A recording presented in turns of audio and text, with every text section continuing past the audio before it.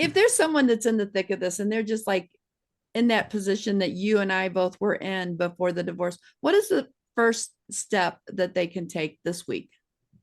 Before they've asked for a divorce, Yes. I would say start looking at getting your ducks in a row. Mhm. So financially, how are your finances scheduled and set up?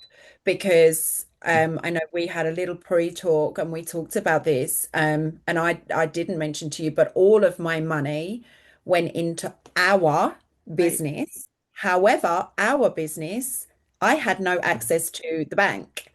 And so he did all of the banking with all of the money, and 100% of my money went in there. So I had nothing of my own. We Right. had a joint account that literally paid the bills, and we didn't have excess money in there. So he amicably dissolved that business so that we had half the money each that was in Okay. that. And that gave me a little bit of a safety net. And then I had already spoken to my employer to start getting my money into my bank account so that that protected me. Because had I have left that, I would have been in a very, very Mhm. unstable situation. I wouldn't have had any money of my own. Um, so I would definitely start looking at that. I would start looking at if that your husband is not going to leave the property, what are you going to do? Have a backup plan Mhm. because mine dug his heels in and would not leave to the point that the police advised me to leave. Just figure out where is it that you're going to go if he will not leave the house.